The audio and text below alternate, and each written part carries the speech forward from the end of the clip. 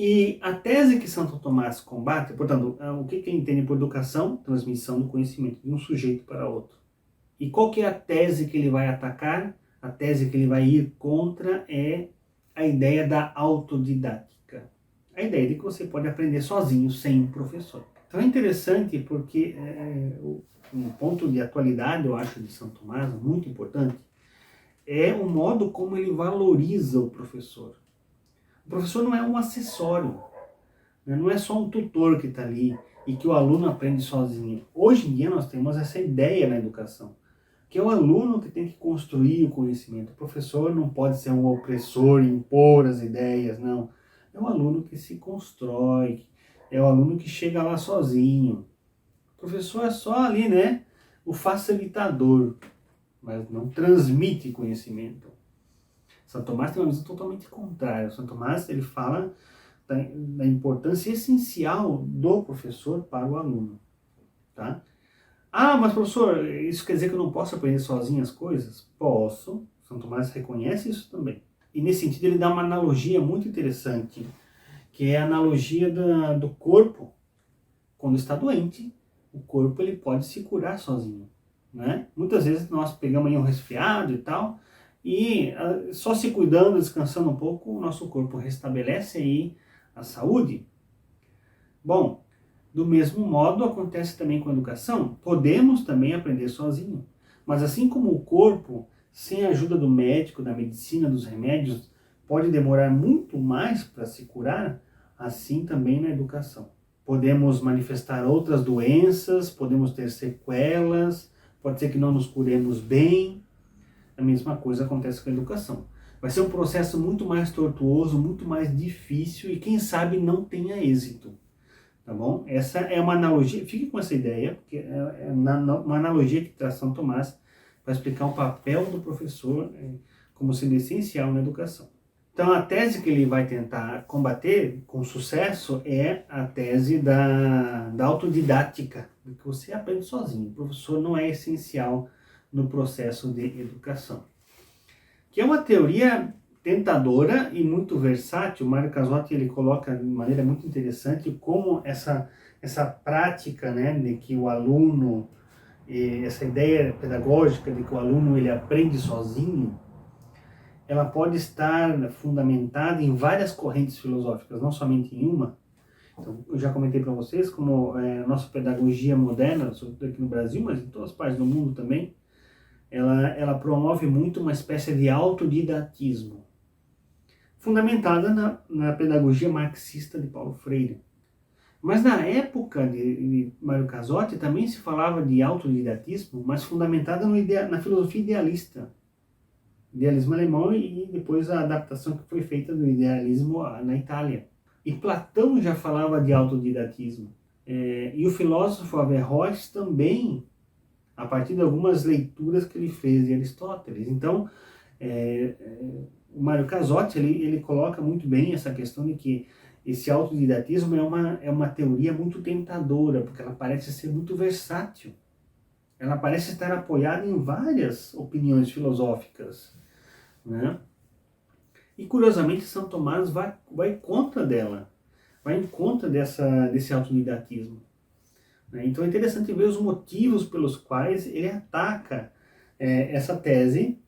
E no caso concreto de São Tomás, na época dele, tinha duas correntes filosóficas que pareciam apoiar essa prática da autodidática, né? Que o aluno aprende sozinho, pareciam dar fundamento a essa ideia, que era o neoplatonismo, veiculado sobretudo por Santo Agostinho, né? Então as ideias neoplatônicas, e o aristotelismo na sua interpretação averroísta, como eu já falei para vocês, da importância, né, de Averroes na recepção dos textos de Aristóteles, né?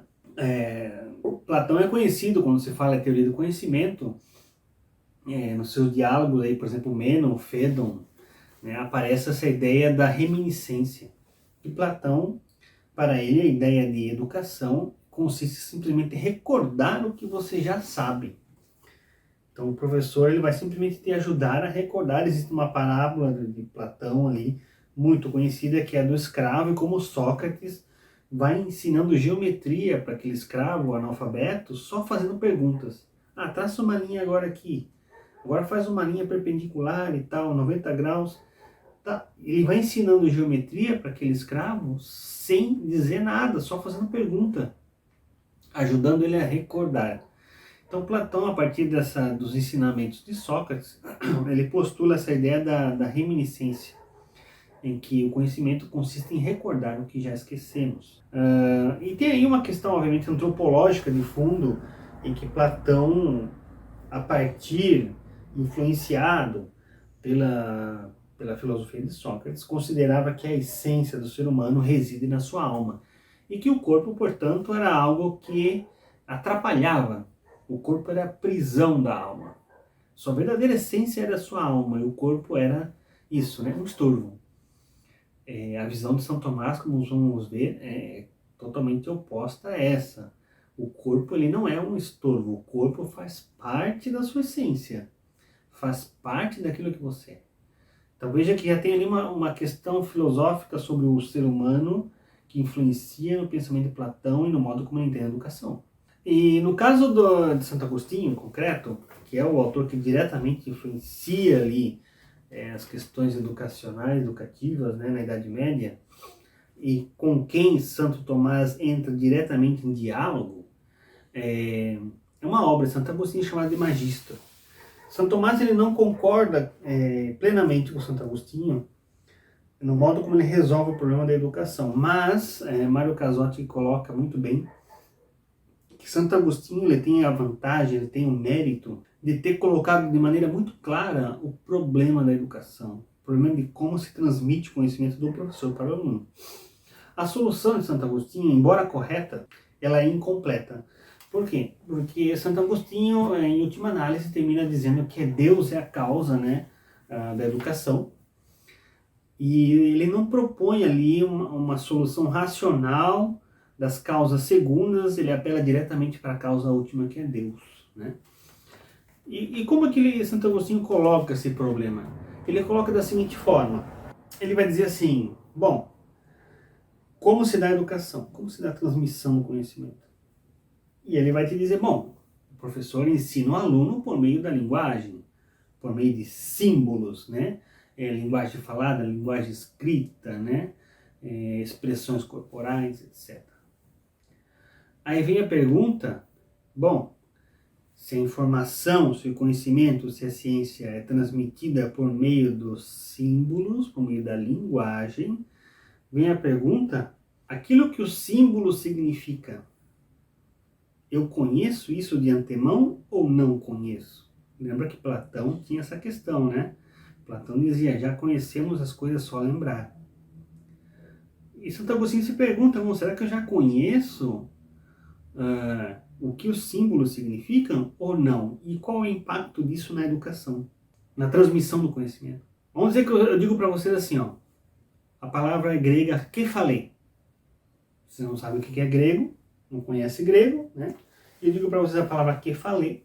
E vocês, o que é isso, professor? Né? E aí eu começo a dizer, apontar. Aí algum vai dizer para testa, professor. Kephalé quer dizer testa. Eu falei, não. Aí outro vai dizer cabelo, professor. Cabelo. Eu falei, não. Rosto? Não. Kephalé em grego significa cabeça.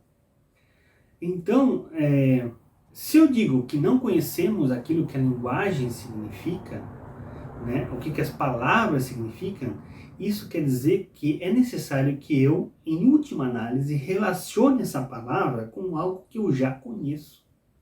Senão os signos linguísticos, os sinais linguísticos não vão fazer sentido.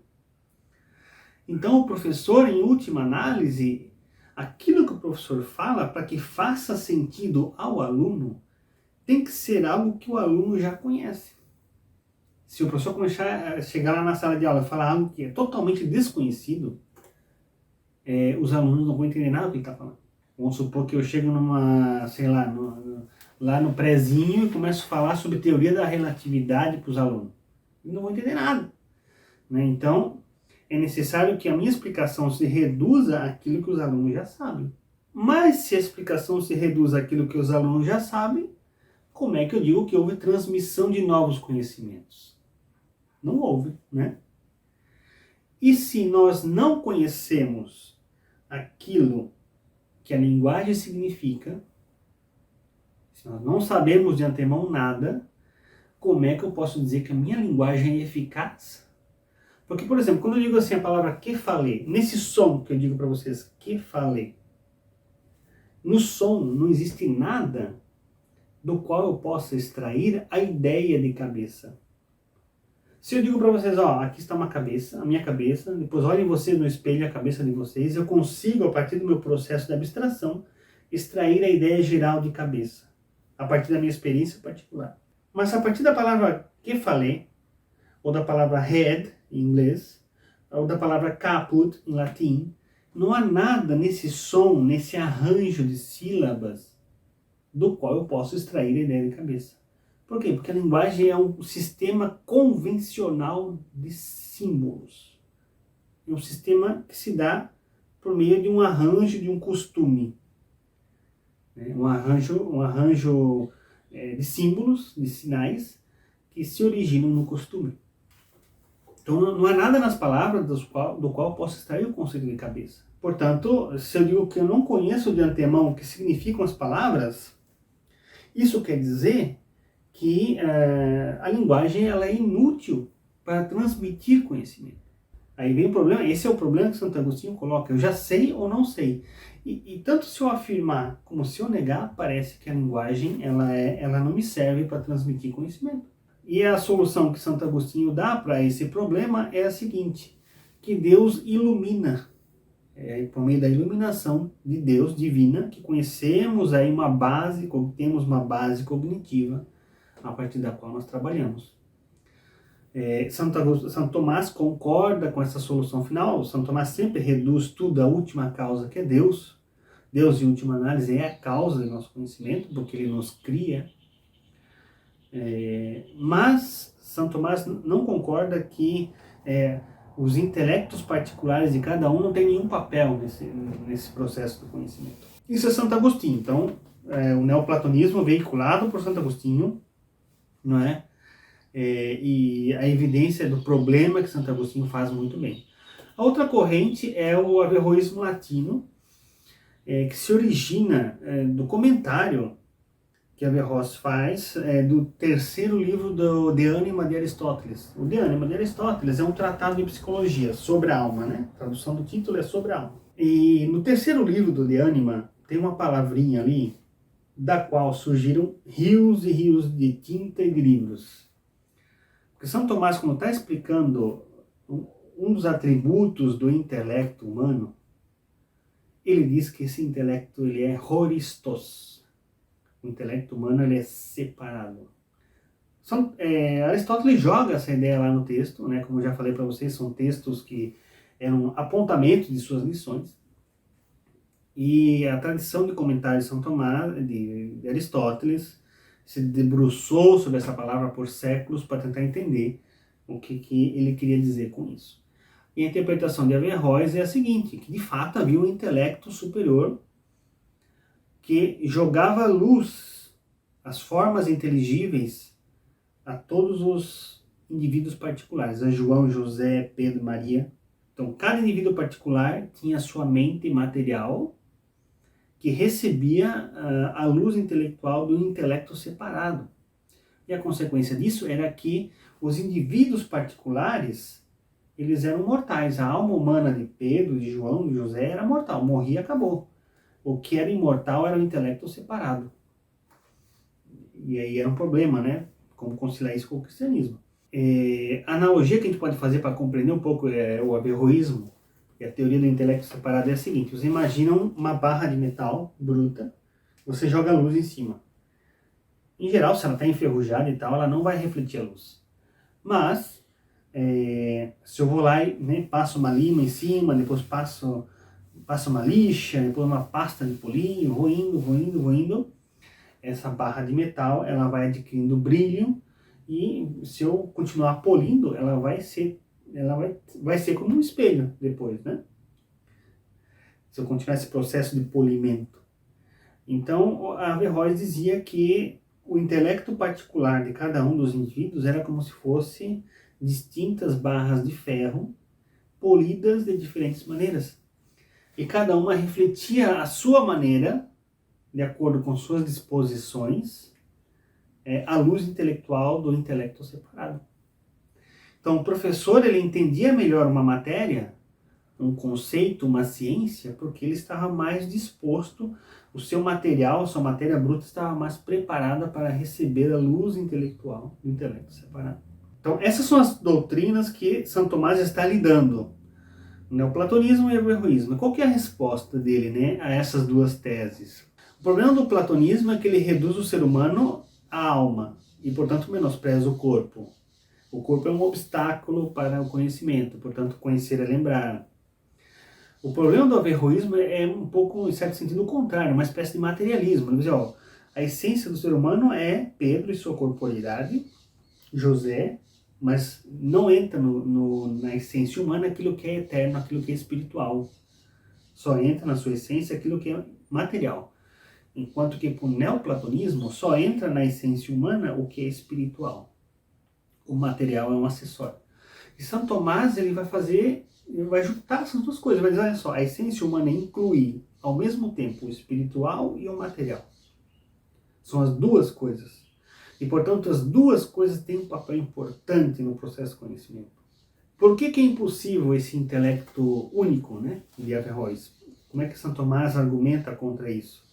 Ora, é uma experiência comum de todos nós, quando eu digo assim, eu entendi algo. O problema de matemática, eu entendi. Ou seja, existe uma apropriação do indivíduo. Você não diz, eu vi lá assim o problema de matemática. Não, eu entendi. É algo teu, próprio. E, portanto, existe uma incompatibilidade entre aquilo que é particular. Pedro entendeu o problema de matemática. José entendeu o mesmo problema. E Maria entendeu também o mesmo problema. Cada um desses entendimentos é particular. Como é que eu posso dizer que eles são também ao mesmo tempo comum? Né? Porque aquilo que é particular se contrapõe àquilo que é universal. Eu não posso dizer que o universal é a mesma coisa que o particular. São coisas distintas. Então, quando eu digo eu compreendo, aqui já está implícito um argumento de que a intelecção é algo meu próprio. Portanto, essa luz intelectual, ela não é de uma entidade separada, ela está presente em cada um dos indivíduos, que é o que São Tomás chama de intelecto agente. É a luz intelectual que ilumina aquela espécie sensível, o fantasma, que foi preparado pelo processo, pela fase sensitiva material do meu processo de conhecimento. Essa luz intelectual é de cada um. É o intelecto agente de cada um. Tá bom? E sobre o problema dos sinais, aqui é um dos pontos da genialidade de São Tomás. Né? Eu conheço de antemão os sinais ou não, aquilo que significam as palavras. E São Tomás vai dizer assim, que nós em parte conhecemos aquilo que as palavras significam e em parte não. E nesse contexto, São Tomás evoca a ideia dos primeiros princípios. O que são os primeiros princípios? Quando eu falei para vocês que o nosso intelecto ele tem um conhecimento precário da essência das coisas, existem certos objetos, certos juízos que fazemos, como por exemplo, a parede é verde, é um juízo, é branca, né? É um juízo. O gato late, o gato mia, o cachorro late. Tudo isso são juízos, afirmações que fazemos da realidade. Existem certos tipos de juízos que eles são o que São Tomás chama de evidentes. Uma vez que eu conheço o objeto que eu estou vendo, imediatamente eu tenho também alguns juízos verdadeiros sobre eles. Por exemplo, que esse cachorro é um ser. É um ser. Que o cachorro ele é de um modo determinado, diferente do gato, que as coisas são de um modo determinado. Que o gato é o gato e o cachorro é o cachorro, princípio de identidade. Então existem certos princípios da nossa mente que eles são evidentes. Assim que nós entramos em contato com a realidade, de modo imediato, conhecemos a verdade desses juízos, dessas afirmações. é o que Santo Tomás chama de primeiros princípios, tá? Que são os juízos gerais que são válidos para tudo aquilo que é real. Esses princípios são evidentes e eles estão presentes no primeiro momento que nós entramos em contato com o mundo, começamos a formar esses primeiros princípios. Né? Só que esses primeiros princípios eles são evidentes, mas eles são muito gerais, eles se aplicam a toda a realidade. Né? O ser é e o não ser não é. Eu não posso afirmar e negar uma coisa de um mesmo objeto sob as mesmas circunstâncias, não posso me contradizer. São princípios muito gerais, e portanto eles não dizem muita coisa concreta, eles são bem abstratos. Né? Então o que acontece? Que nós temos o conhecimento prévio desses primeiros princípios. Quando o professor está falando com a gente, está explicando uma coisa nova, temos o conhecimento desses primeiros princípios. E nesses primeiros princípios, potencialmente está contido toda a ciência, todo o conhecimento que vamos receber. Porque tudo aquilo que a gente conhece da realidade, né, algo real que conhecemos, uma ciência real, é uma ciência que fala da realidade. E toda a realidade, ela está amparada, o conhecimento de toda a realidade está amparado nesses primeiros princípios. Então, uma analogia que a gente pode fazer é a seguinte. Vocês peguem as notas musicais. Todas as músicas do passado, do presente e do futuro estão contidas potencialmente nessas notas musicais. Mas é necessário que um professor que tenha o conhecimento atual dos diversos arranjos musicais, ele me ensine a como conectar esses primeiros princípios das notas musicais das músicas a um arranjo concreto. Do mesmo modo, o professor, ele no fundo, o que ele vai fazer é o quê? Quando ele transmite conhecimento por meio da linguagem, ele está tentando fazer o aluno conectar aqueles primeiros princípios implícitos com as ideias que ele está transmitindo, com a ciência que ele está transmitindo. Do mesmo modo que o médico, quando aplica a sua arte, quando aplica o seu conhecimento médico para curar o paciente, ele está conduzindo a potencialidade que tem o corpo de se curar numa direção correta. Então, nesse sentido, qual que é o papel do professor? O papel do professor é essencial, porque o papel do professor, em São Tomás, nesse sentido, ele considera o professor como um autêntico pedagogo. Né? Da raiz grega, pedagogo vem de paidos, criança, né? E agon, que significa conduzir, agogos, condução. Então, o pedagogo é aquele que conduz a criança, que conduz o aluno. O professor é aquele que, com a sua ciência, com o seu conhecimento, ele conduz o aluno no reto caminho do processo de abstração. Porque eu poderia dizer, bom, eu posso conhecer, por exemplo, a lei da gravidade sem a ajuda do professor? Em princípio, sim, né? Mas se vocês param para pensar quantos séculos demorou, desde a antiguidade até Newton, para se chegar ao conceito físico correto de gravidade. Uma mesma lei que explica ao mesmo tempo a caída de uma maçã e a órbita dos planetas. Quantos séculos se passaram? Se passaram mais de 2000 anos, pelo menos. Há erros e acertos até se chegar a essas formulações matemáticas desta lei. Então, em princípio, pode ser que tenha um gênio da matemática, um gênio da física, que consiga, no seu tempo de vida, sozinho, deduzir essas equações de Newton, por exemplo, e deduzir a lei da gravitação universal. Mas é muito mais fácil que chegue o professor e diga, olha, alunos, essa é a lei, força igual a massa vezes a aceleração da gravidade, a aceleração da gravidade é 10 metros por segundo, explicar para os alunos e mostrar como a partir da caída de uma maçã, como a partir das órbitas dos planetas, eu consigo descrever todos esses fenômenos com essas leis. Então, no fundo, o professor ele é uma guia, é um pedagogo, que ele conduz o processo de abstração do aluno pelo caminho correto. Uma outra analogia que podemos fazer é a seguinte, o papel do professor é como se fosse assim, naqueles livros de matemática, que você tem diversas equações, e no final do livro estão os resultados. Então o professor é aquele que te dá a doutrina, olha, essa é a ciência, esse é o conhecimento. Mas agora você, por você mesmo, tem que caminhar para compreender como se chega a partir dos fenômenos que acontecem, que vemos, você conectar esses fenômenos com essa causa. Então, o papel do professor é esse. É como se fosse, o professor ele vai dar para o aluno o gabarito da questão, mas o aluno tem que resolver o exercício. E o professor vai conduzir, olha, você errou aqui, não é? Ó, você fez, em vez de somar, você subtraiu e tal. Ele vai conduzindo no aluno o processo de abstração.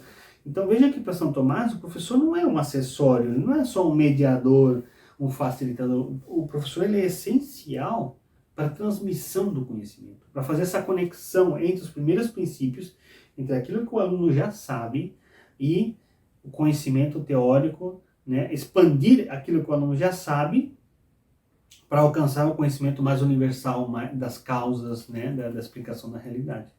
Tá bom? Então, para São Tomás, o trabalho do professor é essencial. Outras coisas que o professor ajuda a distinguir aquilo que é acidental, aquilo que é acessório, do essencial. Né? Vamos supor que eu quisesse explicar para os alunos, estou ensinando português para um grupo de alunos estrangeiros, eu não falo a língua deles, e eu quero mostrar para eles o que é caminhar, ensinar para eles o conceito de caminhar, a palavra caminhar. Só que eu não conheço a palavra caminhar na língua deles. Então, vou dizer, ó, caminhar, e eu vou começar a andar pela sala. O aluno, só escutando essas palavras, ele não sabe dizer o que é essencial nesse meu ato de caminhar e o que é acidental. Porque algum que outro pode pensar que esse gesto signifique andar rápido, ou ir da esquerda para a direita, e não necessariamente caminhar. Assim como o exemplo do que eu falei para vocês, alguns podem entender que é a testa, outro que é o cabelo, outro que é o rosto. Então o papel do professor, ele também consiste em direcionar o aluno a focar naquilo que é essencial, tá bom? Por meio da linguagem.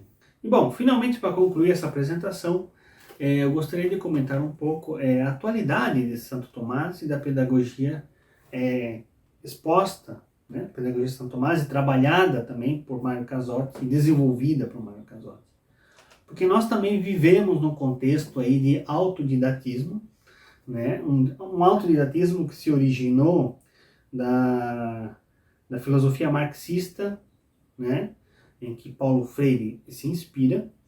E como eu já falei para vocês, o professor é visto como um opressor, o aluno como um oprimido. E nesse contexto, quem é da pedagogia sabe, né? Mas nesse contexto vocês vão escutar muito a palavra de ordem que se repete à torta e à direita constantemente, é que o conhecimento ele é construído. É uma construção do conhecimento. Ai de você se você falar em transmissão do conhecimento. Já te vão taxar de medievalista, vão te taxar aí de tradicionalista. Não, o conhecimento não se transmite, o conhecimento ele se constrói. Por quê?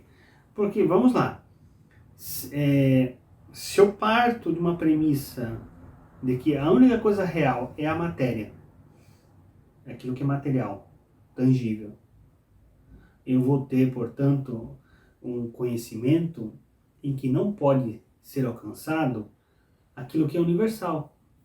Então, não existe a essência das coisas. Não existe um conhecimento geral.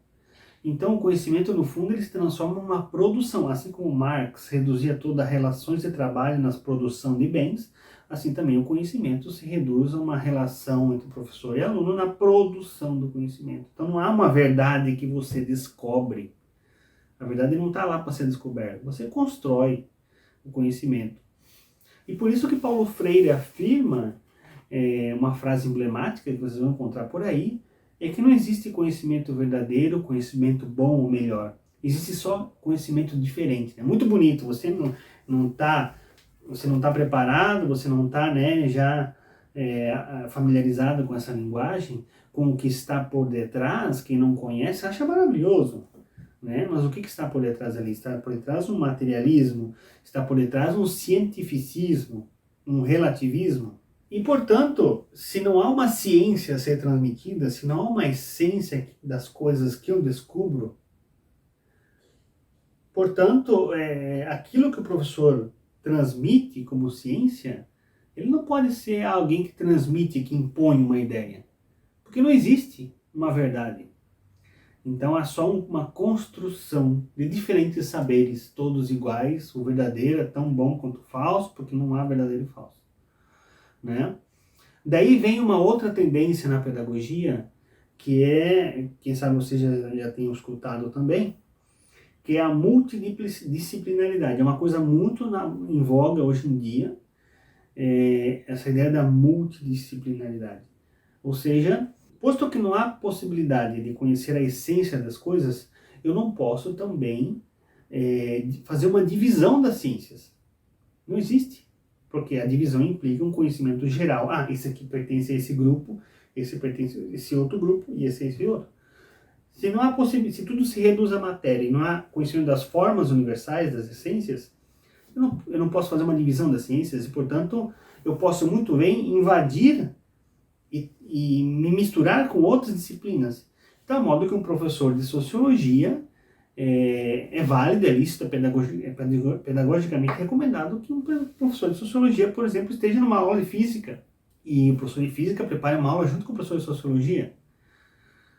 Como na prática se dá isso, eu ao certo não sei, porque eu nunca fiz esse esquema, né? Mas eu conheço instituições que fazem a experiência de alunos que me contam e, assim, em geral, os alunos detestam. Professores também não gostam, em geral. É uma coisa incômoda você, por exemplo, ter que colocar um professor de humanas com um professor de engenharia, por exemplo. E as instituições privadas, em geral, gostam, porque você reduz a carga horária, em vez de pagar 2 aulas, você paga uma só, né? Então, é a multidisciplinaridade, resultado desse relativismo. E veja como a pedagogia São Tomás, que reconhece a capacidade intelectiva de conhecer os universais, de conhecer as essências das coisas, fundamenta uma divisão das ciências, portanto, uma clareza no conhecimento. E, portanto, também um modo distinto de organizar os currículos. Eu cito aqui 2 frases de um estudo sobre Paulo Freire. Foi o primeiro que encontrei, coloquei na internet ali, foi o primeiro que encontrei um artigo de uma autora chamada Sandra Regina sobre a educação como transformação social. Porque se não há uma verdade a ser conhecida, se não há campos do saber a ser distintos, tudo de certa maneira se mistura, isso significa que o fim da educação não é a transmissão do conhecimento. Porque se não há verdade, o que acontece quando eu afirmo, não existe nenhuma verdade? O que sobra então? Sobra simplesmente as relações sociais que são guiadas não pelo bem, mas são guiadas pela busca do poder. Ou seja, em última análise, o fim da educação não é a transmissão do conhecimento, nem mesmo a construção do conhecimento. O fim da educação é a formação de agentes políticos. E eu coloquei no Google, né, educação, formação de agentes políticos, Paulo Freire, o primeiro estudo que saiu dessas 2 frases que eu vou comentar para vocês. A primeira diz a seguinte, com isso eu fecho essa apresentação, para mostrar para vocês como, em última análise, essa educação ela, de Paulo Freire, pautada no materialismo, no autodidatismo, termina na produção de militantes políticos. Diz o texto, né, desse estudo.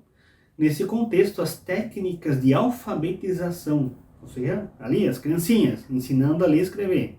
As técnicas de alfabetização de Paulo Freire entende que o método e prática de liberdade, ou seja, de integração da infraestrutura, sociedade política e sociedade civil brasileira, e a alfabetização como forma de conscientização. Ou seja, a alfabetização é uma forma de conscientização política.